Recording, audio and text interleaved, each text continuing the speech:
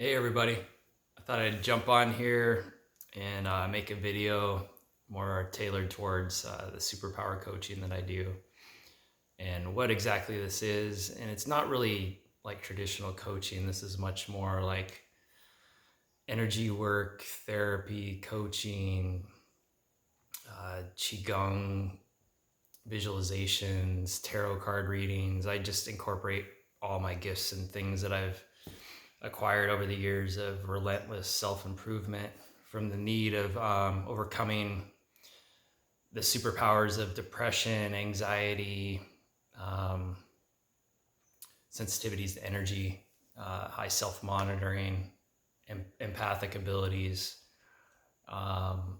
ability to run and flow with energies, clear energies, grid work type stuff, entity removals, etheric surgery, all things that I picked up along the way that were activated in me. I've always had these potentials, like many of us.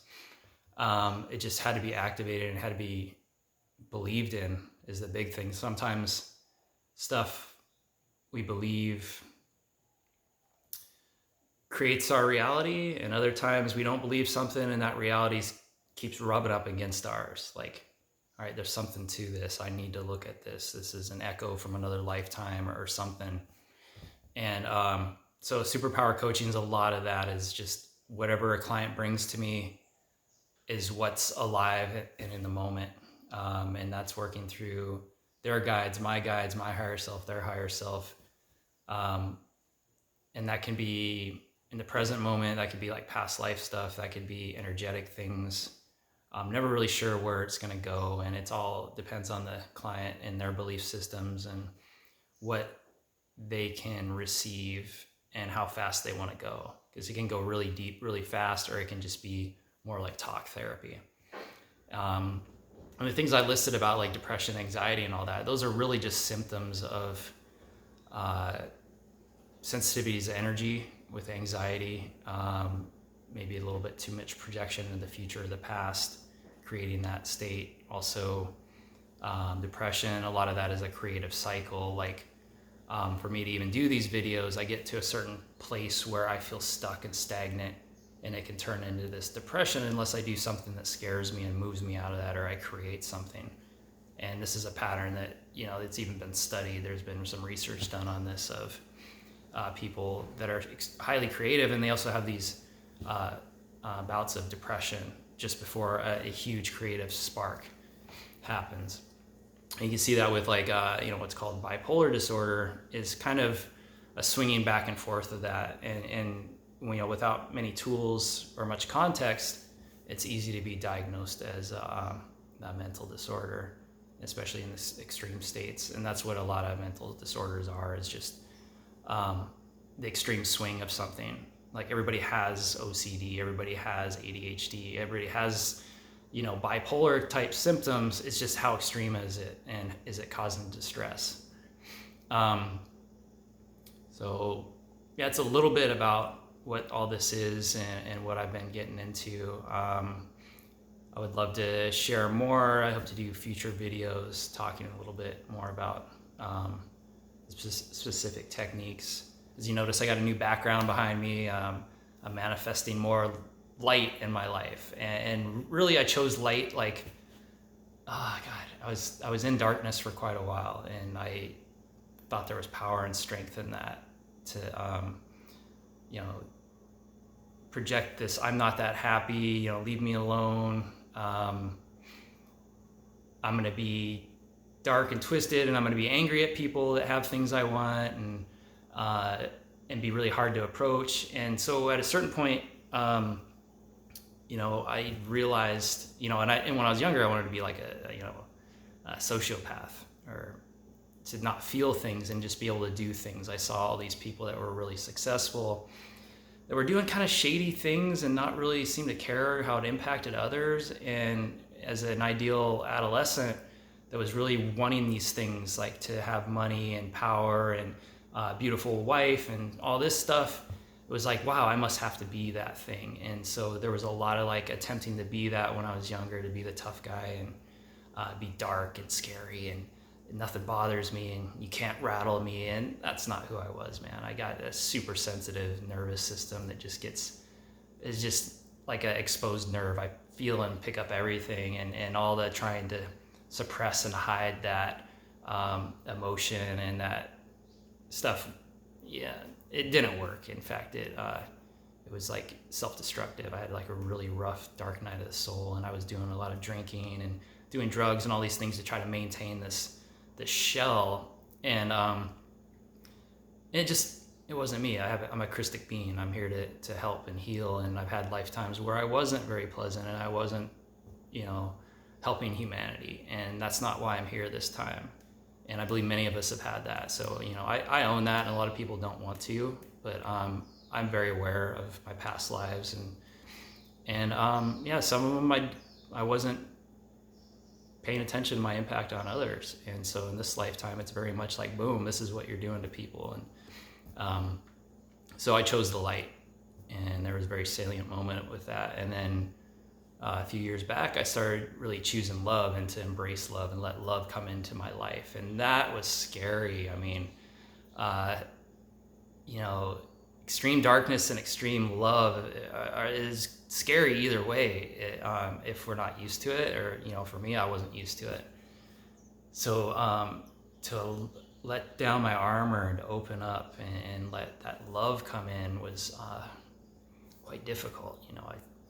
It's interesting, in those dark phases, I saw the light as weak, and then I met people that were of the light and still had an edge to them, and I was like, wow, this is really powerful, and there's loyalty with it. You don't just get dropped. With the dark energies, it's just like they use you and like, oh, you're not of any use anymore. See you, expendable.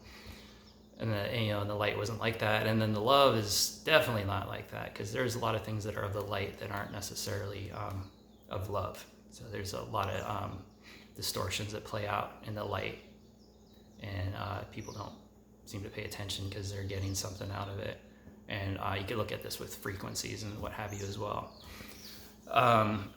You see that with some of the gurus and some of the teachers, and it's easy to slide into these phases of thinking we're better than others, or entitled to more than others, or whatever, based on some perceived things we've acquired.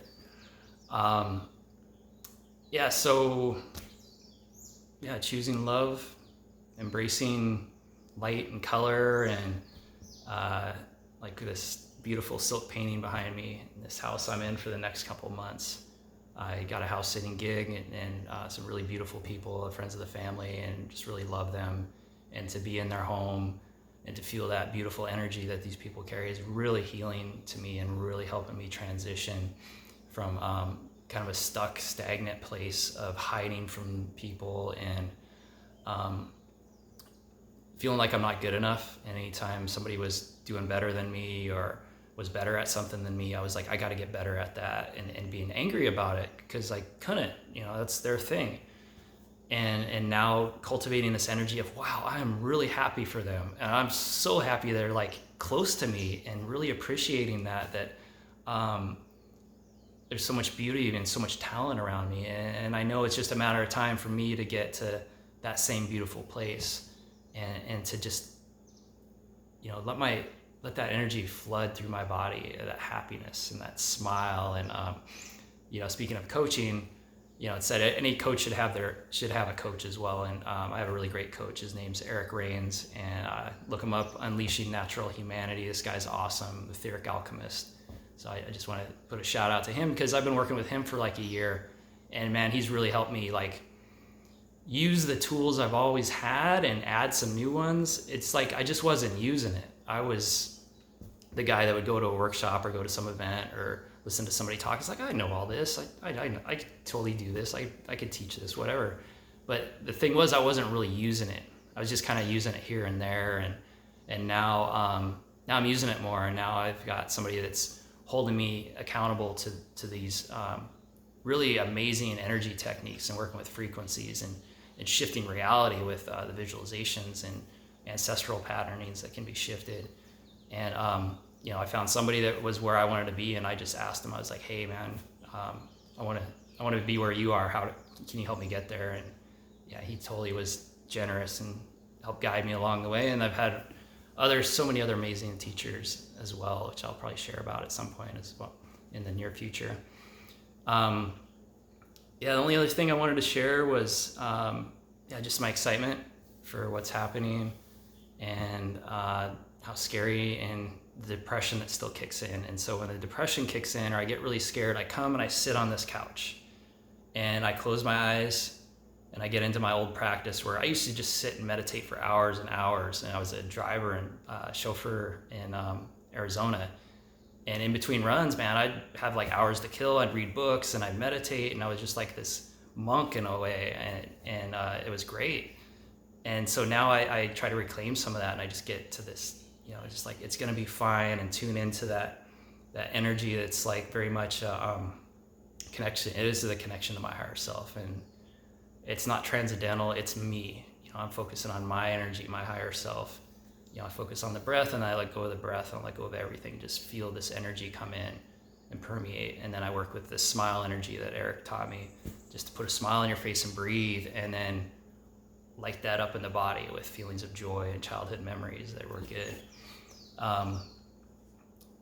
That's what's helping me progress as I move forward in the world and work on being more successful, and which is super scary because I had like social anxiety, like super bad when I was young. Even on meds, on the weekends, I wouldn't go out unless I had like 6 beers. I mean, we'd go out to the clubs and stuff, and I could be the life of the party, but it took like 6 beers to get me there. And then, just kept on going, and that ran its course. Like I said, dark night of the soul kind of thing. And set about my path through meditation and reading tarot cards, like learning how to read tarot, and going to all these psychics and galactic shamans and everybody I could find to find who I was. But ultimately I found it through meditation and my own experience with like past lives and the past life regressions and things that come through in dreams, to where I know what's going to happen when I die. I mean, not specifically, but I know who I am, and I don't fear death. I mean, I know who I am. And it's like, how do I bring that to the world? And so this is part of that, bringing me to the world. And thanks for watching. And again, like, I guess the big message is, when we get to those places that like freakouts or triggers or growth edges, where we're getting bigger and better at something, that we love to do, and it starts freaking us out, and we start feeling dark and something feels weird and scary, is I come and I sit on this couch, and I just close my eyes and I breathe, and I just tune in and let go, and I put that smile on my face and work on shifting where in my body isn't resonating with that smile. And so there's all kinds of techniques with that. And to love ourselves, embrace the change. And I know there's something I'm forgetting. I always mean to like write things down with these videos, but that's about it.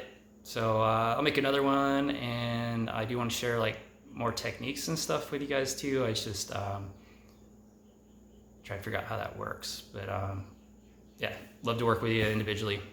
So reach out, send me text, email, or just comment on this. Thank you.